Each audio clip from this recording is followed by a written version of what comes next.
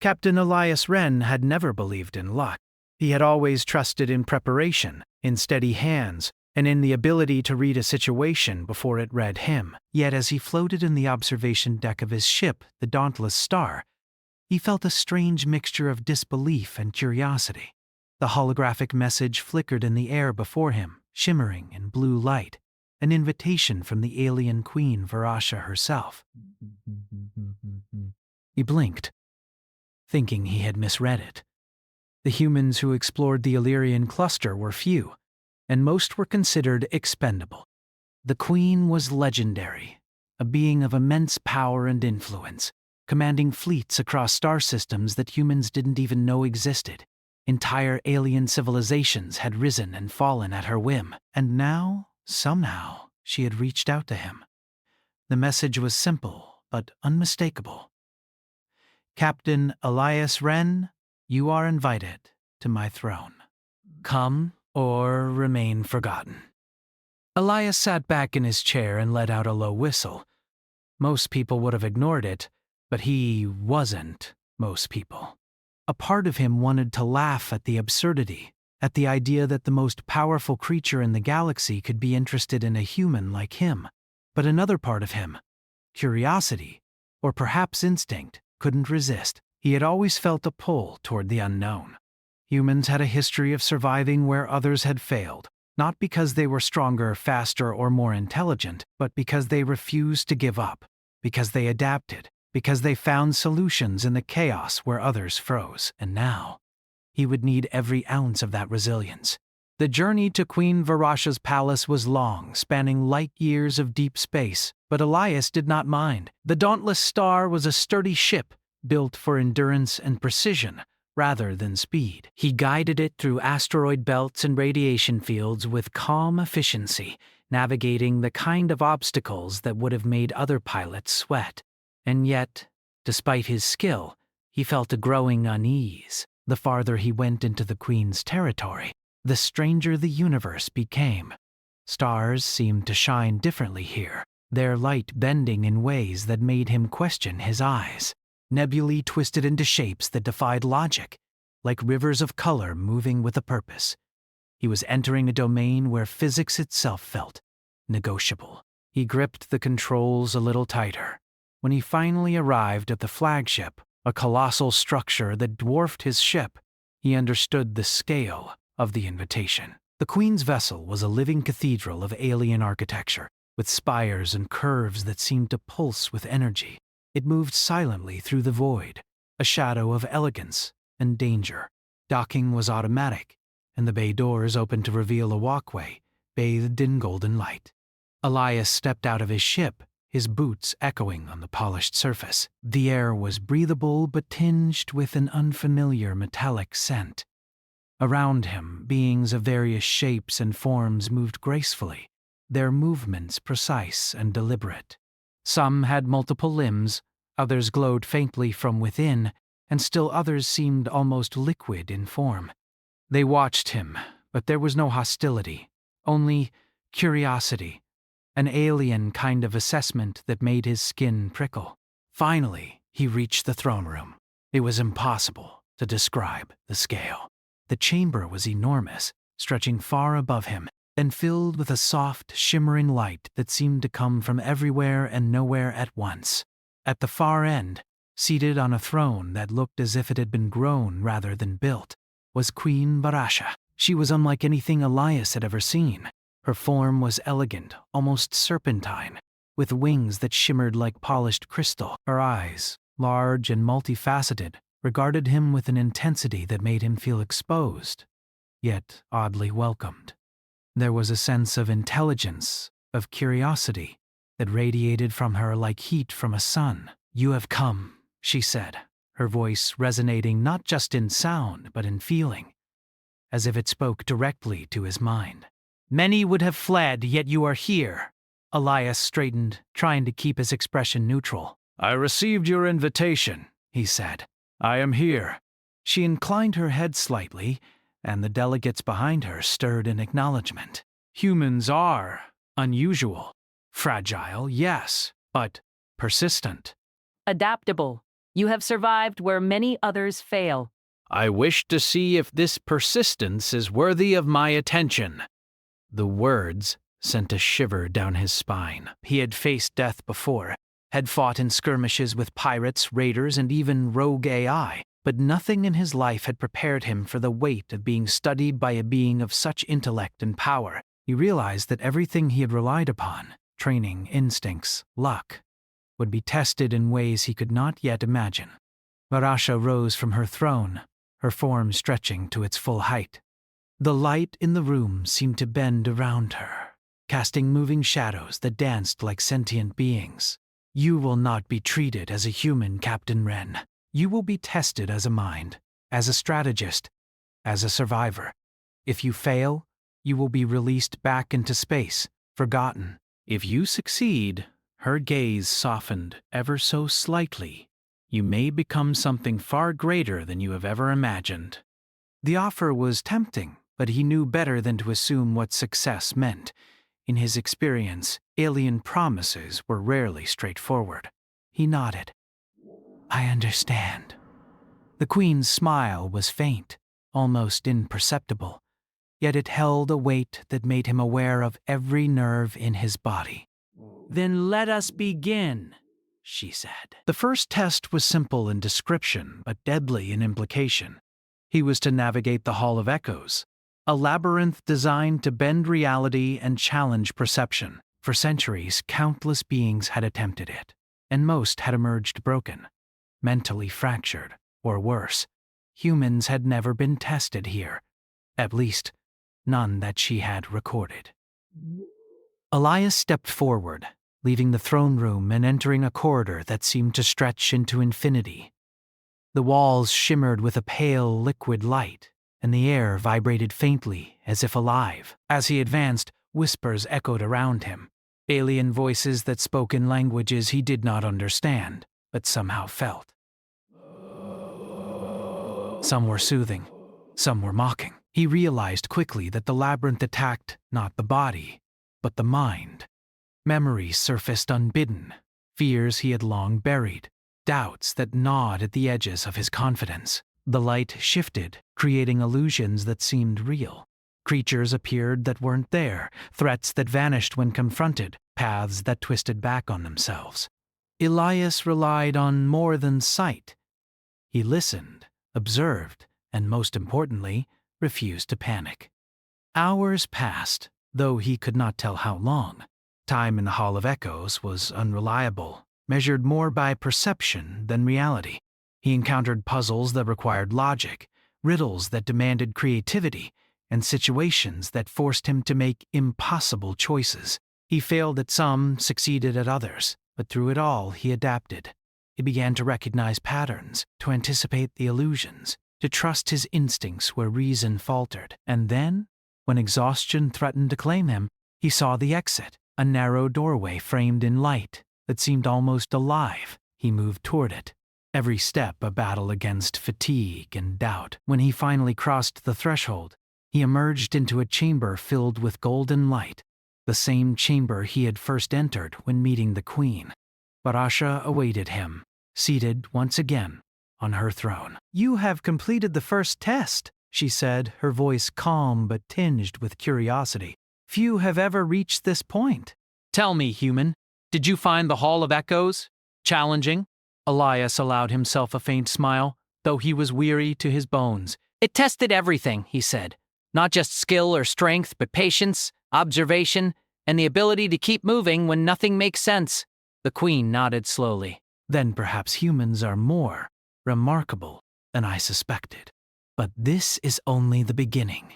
There are many more trials ahead, each designed to reveal not just your abilities, but your nature. Elias felt a surge of anticipation.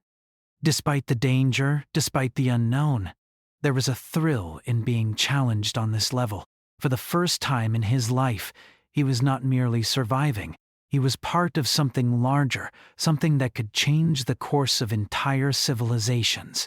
And as he stood there, looking into the multifaceted eyes of the alien Queen, he realized that being invited to her throne was not just a privilege, it was an opportunity. an opportunity to prove that humanity in all its imperfection could endure, adapt, and perhaps even rise to greatness in a universe that did not expect it.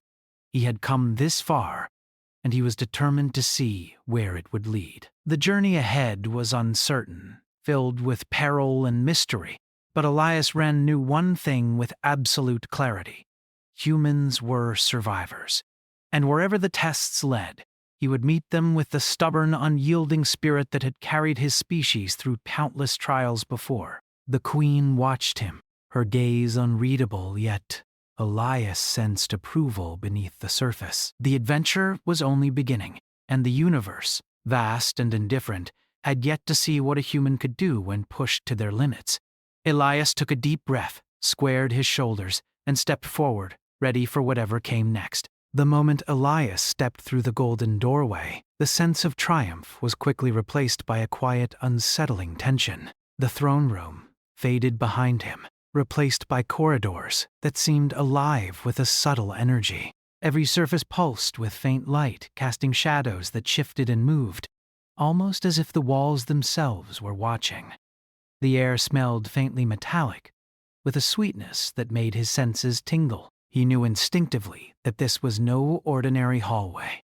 Every step he took echoed, yet the sound seemed to belong to someone, or something, else as well.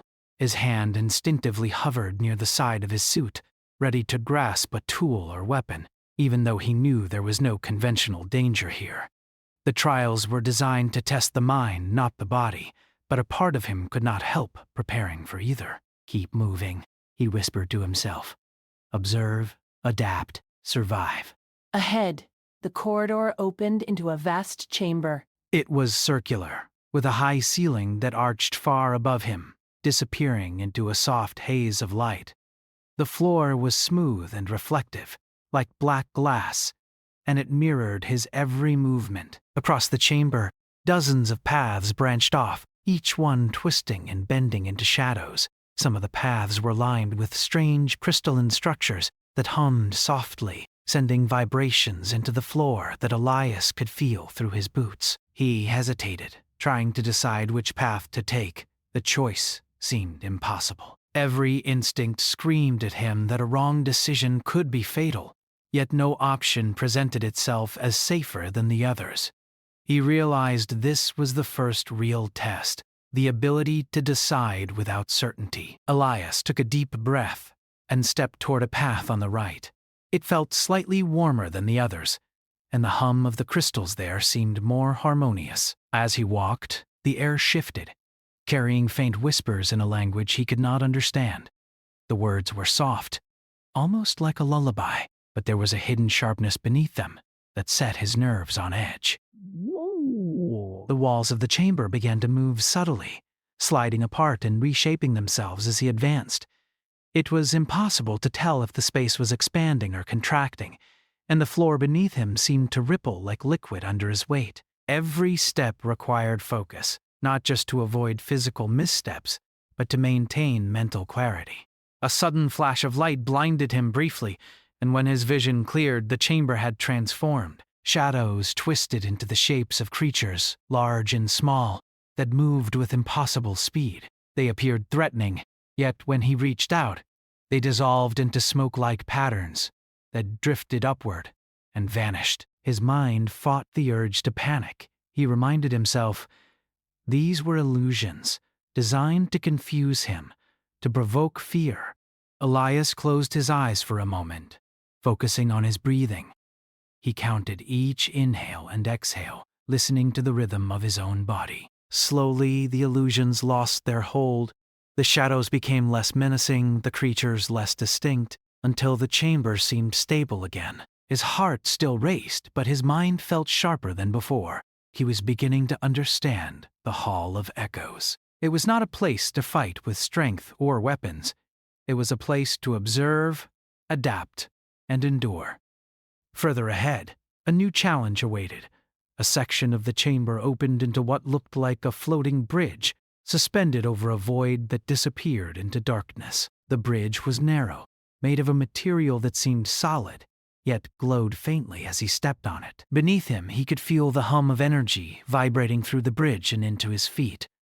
The wind, or something like it, whipped around him, carrying whispers that threatened to distract him from each careful step. He moved slowly, testing each footfall before committing his weight. Halfway across, the bridge shifted beneath him, tilting at an impossible angle. He froze, gripping the edges, and then remembered a lesson from years of survival in the stars. Patience and observation often mattered more than brute force. He watched the pattern of movement, predicting the tilt before it happened, and adjusted his steps accordingly. As he reached the far side, a new chamber opened, unlike any before. It was filled with mirrors, dozens of them, each reflecting not just his image but alternate versions of himself. Some were older, some younger, some with wounds he did not have, others smiling or frowning. The reflections moved independently, whispering doubts and fears. "You cannot succeed," one hissed. "You are weak," another said. Elias felt the weight of every reflection pressing on his mind, but he clenched his fists, forcing himself to focus on reality. "This is nothing more than distraction," he muttered. "Nothing I cannot handle." He closed his eyes and relied on instinct, moving step by step without looking at the reflections. Slowly, he felt the pressure ease, the whispers fading as he crossed the mirrored chamber. When he opened his eyes, he found himself at another doorway, this one marked by a glowing symbol he did not recognize. It pulsed rhythmically, almost like a heartbeat, and Elias knew instinctively that this was a final trial of perception. Inside, the chamber was dark, but at its center floated a small, metallic orb. It rotated slowly, casting faint patterns of light across the walls. He approached it carefully, sensing that any mistake could trigger consequences he could not predict. As he reached out, the orb expanded suddenly, filling the chamber with a bright, blinding light. When the light dimmed, he found himself standing in a familiar space.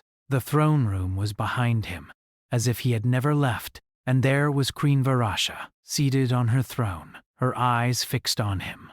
"You have navigated the Hall of Echoes with success," she said, her voice calm but resonant. "Few have achieved what you have, and fewer still have maintained their clarity through every trial." Elias lowered his gaze respectfully. "The trials were difficult," he said. "They tested more than my skills. But they tested my mind, my patience, and my ability to adapt." The queen inclined her head slightly, a gesture of approval. "And you have proven that the human mind is capable of remarkable resilience. But this was merely the first challenge. There are others designed to test your ingenuity, your perception of strategy, and your understanding of the universe." Elias nodded. Despite the exhaustion that pressed against his body, he felt a surge of anticipation. He had proven himself in ways he had never imagined, but the promise of the trials yet to come excited him. He had survived the impossible once. He could do it again. Varasha's gaze softened, almost imperceptibly. "Your success here is noteworthy, human. You demonstrate qualities that many of my kind underestimate: creativity, persistence, and an unwillingness to surrender to fear. These are traits that may prove crucial in times to come." Elias felt a flicker of pride but tempered it with caution. The queen's words were praise, yes, but they also carried a warning. The universe she commanded was vast and filled with forces far beyond human comprehension. If he hoped to survive, he would need to rely not only on his courage and adaptability, but on his ability to learn, to think, and to anticipate dangers that he could not yet see. "You are not merely surviving, human," Varasha continued. "You are learning, and that is why I have summoned you. There is a threat approaching, one that challenges not just my dominion, but the balance of entire star systems. Your species, underestimated as it is, may provide a perspective that my advisors cannot." Elias's brow furrowed. "A threat?" he asked. "What kind of threat?" Varasha's eyes darkened, and she leaned slightly forward. "A rival civilization, one that moves with precision, speed, and brutality.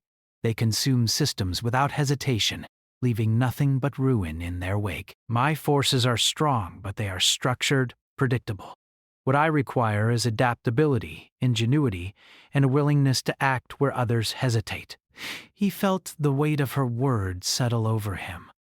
Humans had always been underestimated in the galaxy, dismissed as fragile and insignificant. Yet here, in the presence of a being capable of commanding entire fleets and bending worlds to her will, he was being asked to offer the very qualities that humans possessed in abundance. I see, Elias said slowly. You want me to help? Varasha nodded. Not yet, as a commander. First, you must prove that your understanding of strategy, improvisation, and the unpredictability of life can complement my forces. There will be exercises, simulations, and challenges designed to reveal not only your skill, but your potential. Elias felt a surge of determination. He had always thrived in situations where others faltered. This was no different, except the stakes were unimaginably higher. Failure could mean not just his own death, but the potential loss of countless lives across star systems. Success, however, could redefine the role of humans in a galaxy that had long underestimated them. I accept, he said firmly. I will do whatever is necessary to prove that humans are more than what others think. The Queen's eyes softened again, and for a brief moment, Elias thought he saw a flicker of genuine curiosity, perhaps even respect. Very well, human, she said. The next trials will test your mind, your judgment, and your courage. But know this: each success will bring you closer to understanding the full scope of what lies ahead. And each failure, she paused, her gaze unwavering, will remind you that even the most adaptable species must respect the limits of the unknown. Elias took a deep breath, steadying himself. He had faced fear, illusions, and impossible choices, and he had survived. Now he would face challenges that would stretch the human mind to its limits, in ways that would reveal not just skill, but the essence of what it meant to be human in a universe that did not expect humans to endure. As he stood there, looking at the alien queen, he realized that this was more than a test of survival. This was an opportunity to prove that humans, in their stubborn, unyielding way, could rise to challenges that no one else could imagine. And he was ready. The trials had only begun, but Elias Wren knew one thing with certainty: humanity would not be dismissed so easily. Not here, not anywhere. The chamber in which Elias found himself this time was unlike any he had seen before. It was circular and vast, the walls lined with holographic screens displaying star systems he could barely comprehend. Each system pulsed with activity, fleets of ships moving in complex patterns, planets orbiting stars at incredible speeds, and faint lines connecting them all in a web of cosmic strategy. He realized quickly that this was a war room, or perhaps a simulation of one. But there was something more. Queen Varasha stood at the center, her presence dominating the room without effort. Around her, alien advisors moved silently, their forms shifting and glowing, their eyes locked on Elias. He understood immediately that this was a test of strategy, not of strength. The kind of test where a single decision could ripple across entire systems, where the smallest miscalculation could mean disaster. You have proven that your mind can endure the Hall of Echoes, Varasha said, her voice calm but resonant. Now we will see if it can guide forces against threats that your species cannot even imagine. Elias felt a weight settle on his shoulders. He had faced challenges that played with his senses, his fears, and his patience, but this was different. This required foresight, calculation, and the ability to predict not only enemy moves, but the reactions of allies and the chaos that could emerge from any choice. Simulate a scenario, he said, his voice steadier than he felt. Let me see the problem before I act. Varasha inclined her head. Very well. The holograms shifted, forming a star cluster under siege. Ships with jagged hulls and strange energy signatures emerged from the edges of the cluster, moving with alarming speed. The enemy fleet was unlike anything Elias had seen. Organized yet unpredictable, efficient, yet ruthless. Entire planets had already been consumed or destroyed in the simulation, and the Queen's forces seemed caught in rigid formations that left gaps the enemy exploited immediately. You see the problem, Varasha said. My fleets are powerful, but they are rigid. They follow doctrine and command without deviation. Adaptability is rare among my species. Humans, however, her gaze flicked to him, may offer a perspective I have not yet considered. Elias studied the map carefully. He noted the enemy formations, the gaps in the Queen's fleet, and the potential risks of any maneuver. He remembered every simulation, every tactical exercise, and every improvisation that had carried him through tight spots in his life. But this was on an entirely different scale. One wrong move could erase entire civilizations from this holographic star cluster.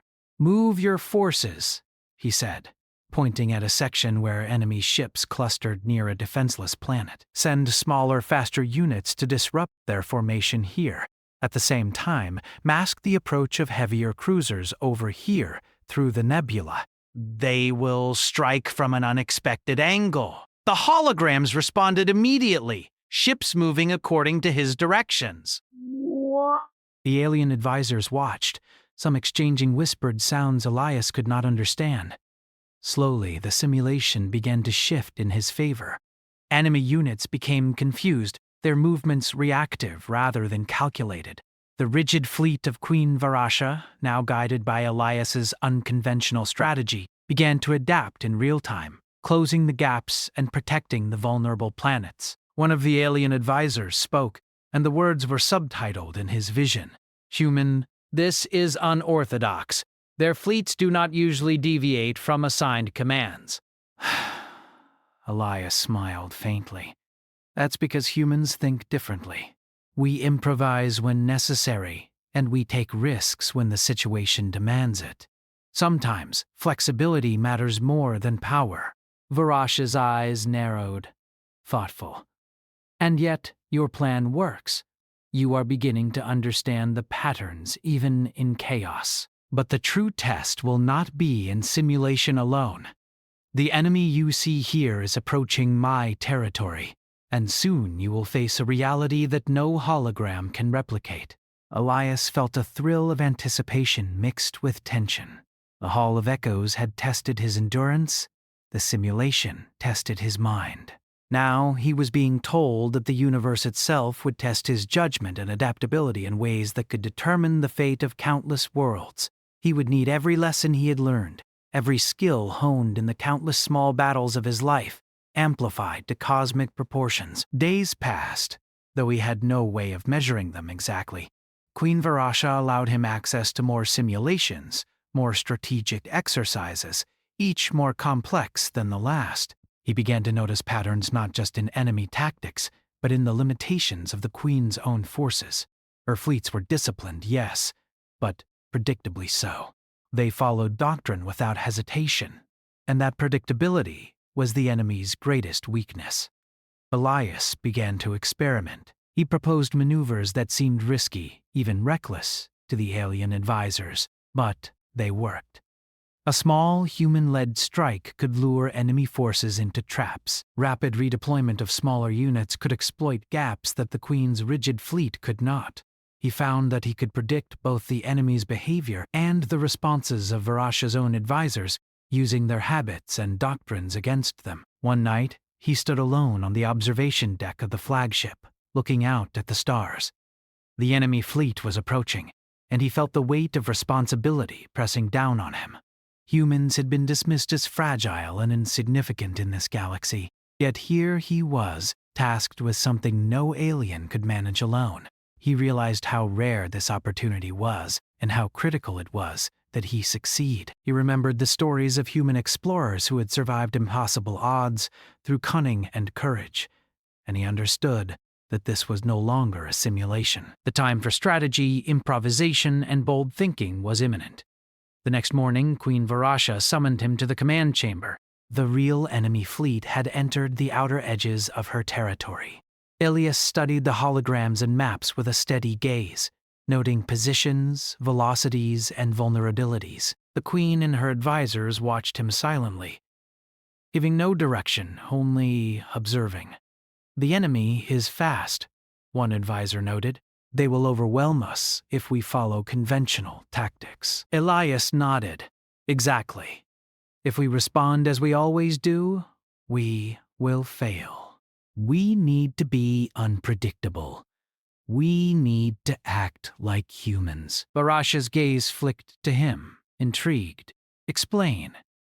Humans survive by improvising, by turning weakness into advantage. We don't rely on predictability.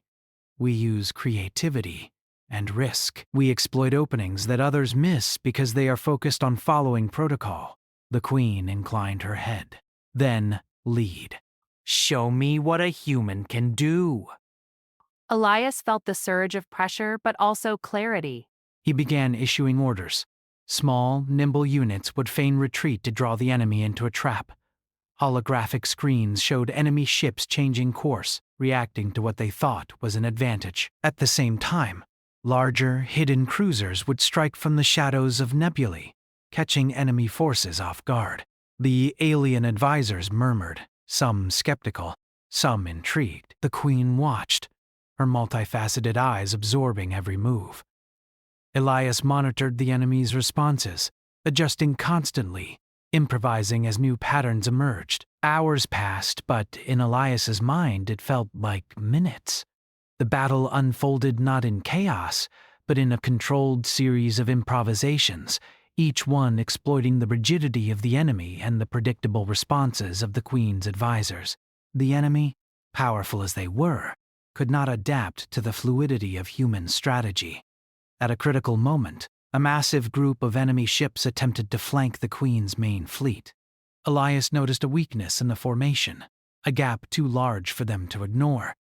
He redirected smaller human-led units to block the flank, using themselves as bait while hidden cruisers struck from behind. The enemy was caught in a pincer movement they had not anticipated.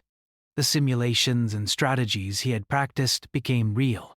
Every instinct, every improvisation, every risk he had taken in previous challenges now determined the fate of millions. The enemy faltered. Their formations broke. Ships collided, energy weapons misfired, and command lines collapsed under the strain of unpredictability. The Queen's fleet, guided by Elias, moved with a flexibility and creativity it had never known. Varasha's eyes widened slightly, a rare sign of surprise. "Remarkable," she murmured. "You have done what no advisor or strategist could have achieved. You have turned our greatest weakness into our greatest strength." Elias allowed himself a faint smile. "It's what humans do. We survive by thinking differently, by taking risks that others won't, by adapting when the rules don't apply." The enemy fleet began to retreat, their advance halted and broken. Planets that had seemed vulnerable were now secure, and the Queen's forces moved with renewed coordination, bolstered by the ingenuity he had introduced. Varasha stood, her form radiant with energy. "Captain Wren, you have proven more than your mind. You have proven the value of humanity. Your species, underestimated for millennia, has shown a flexibility and courage that even I did not anticipate." Elias felt the weight of relief and triumph wash over him. He had survived the Hall of Echoes, past every simulation, and now, in the crucible of near-real combat, he had demonstrated that humans were not just resilient, they were indispensable. "You have earned my respect, human," Varasha said. "But this is only the beginning.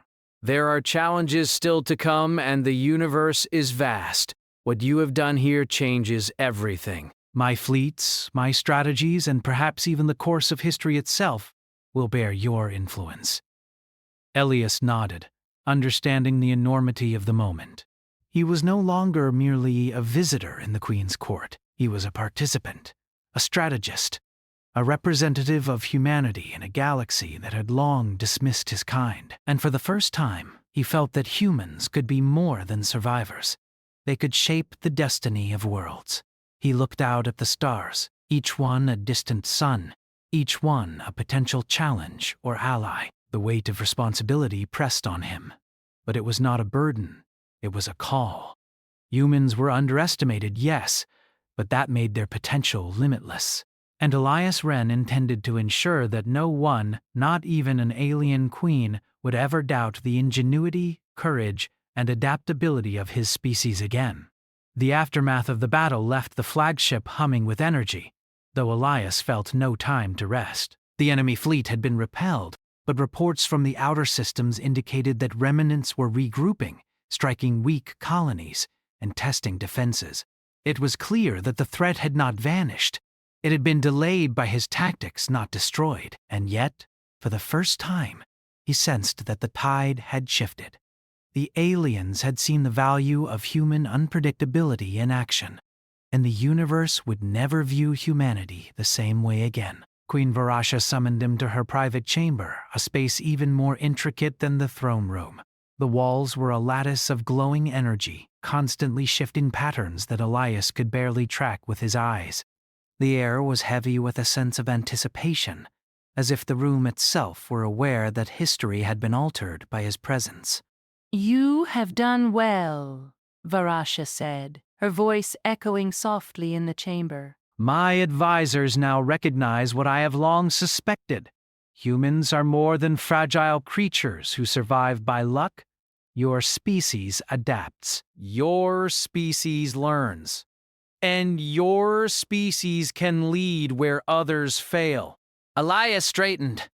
I didn't do it alone. I had your fleets, your systems, and the simulations.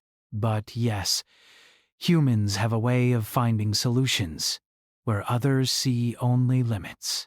Varasha regarded him for a long moment, her gaze almost penetrating. That is exactly why you are here, Captain Wren.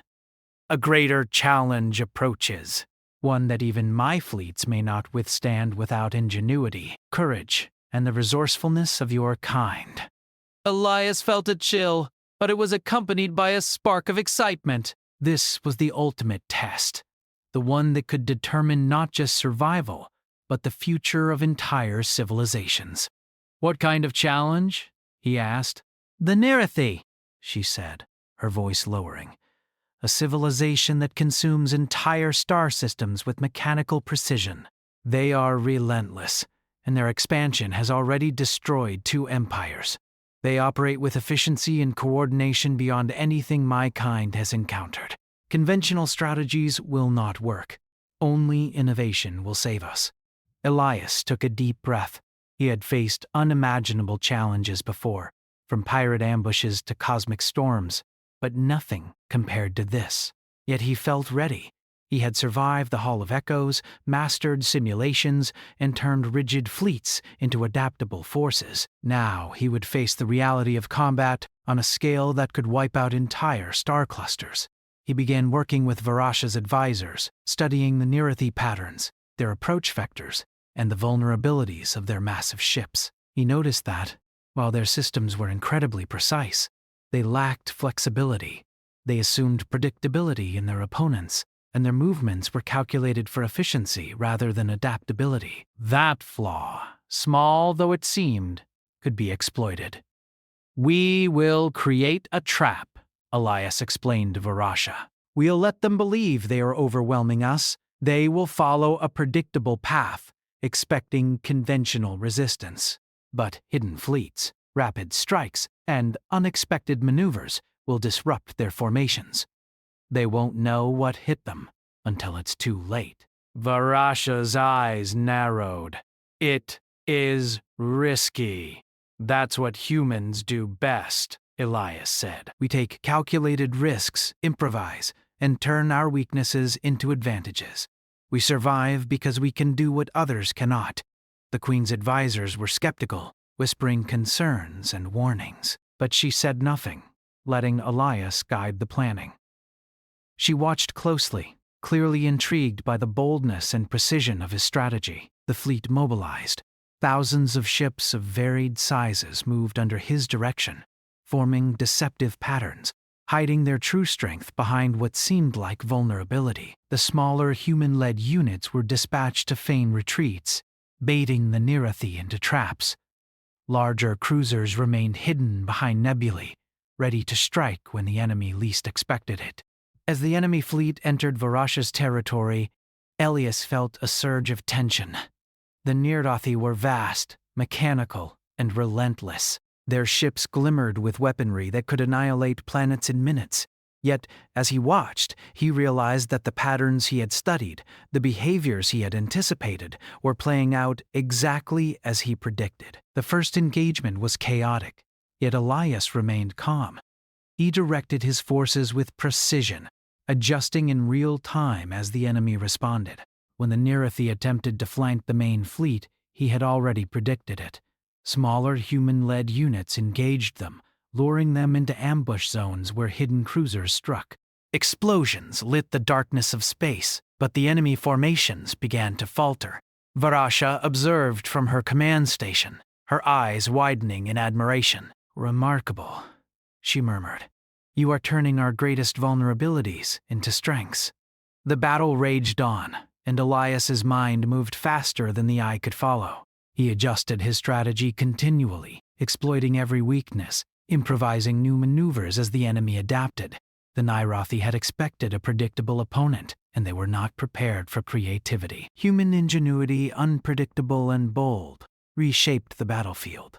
At a critical moment, the enemy attempted a concentrated strike on a key planetary system. Elias ordered a counterstrike, directing multiple smaller units to distract and divide the Nerethi, while the larger hidden ships struck from angles no one expected.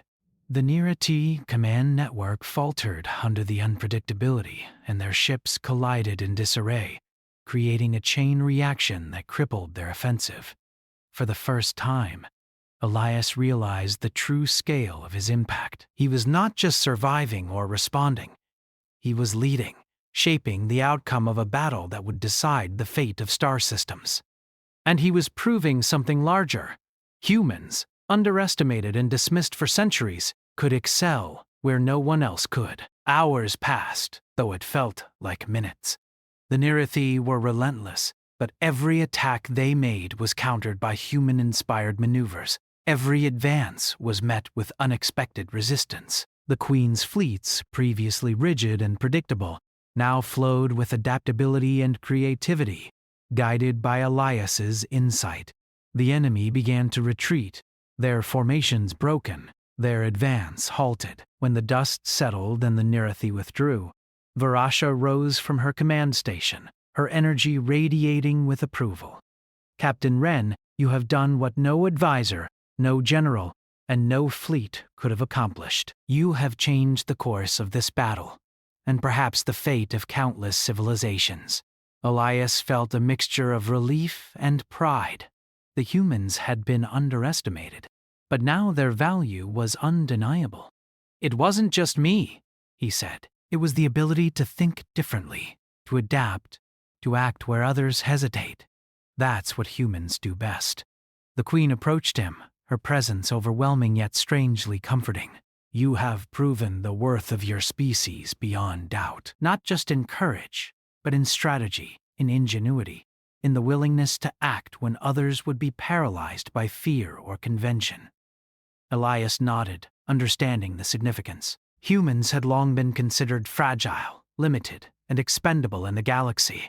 Yet here, in the heart of an alien empire, a human had demonstrated qualities that could save entire civilizations. He had not only survived, but he had reshaped the perception of his kind. "You have earned a place at my side," Varasha continued, "not as a subordinate, but as an advisor, a strategist, a partner in decisions that will shape the future of star systems. Your perspective is invaluable, and your species will no longer be underestimated." Elias felt a surge of honor, tempered by responsibility. The universe was vast, threats would come again, and the role of humanity in galactic events was just beginning. But for the first time he felt truly seen, not as fragile, expendable humans, but as capable, resilient, and innovative beings who could survive, adapt, and triumph against unimaginable odds.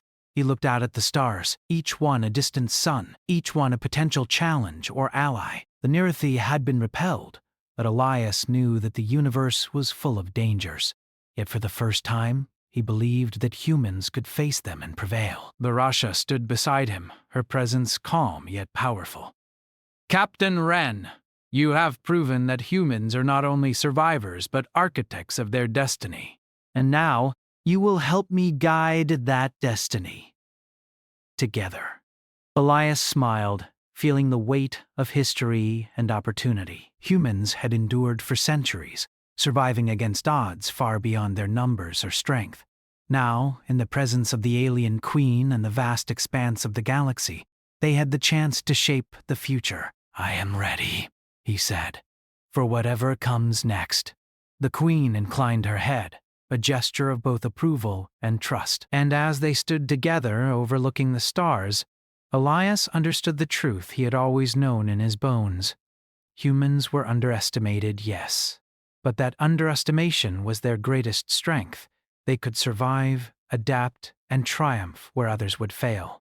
And in this moment, the galaxy had seen the true power of humanity for the first time. Elias Wren had come to the alien queen's throne as a visitor. Now he stood as a symbol of what humans could achieve. A mind capable of strategy, a spirit capable of courage, and a species capable of reshaping the fate of worlds. The universe would never underestimate humanity again. The stars stretched endlessly before them, full of unknown dangers and opportunities. But Elias felt ready. Together with the queen, with his mind and his species, he would meet the challenges of the universe head on. For the first time, he believed in the promise of human potential, not just to survive, but to thrive, not just to endure, but to shape the course of history among the stars. And as the flagship moved forward, cutting through the void of space toward new challenges and adventures, Elias felt a profound certainty. Humans, underestimated though they had been, were capable of greatness beyond measure, and he would ensure the galaxy never forgot it.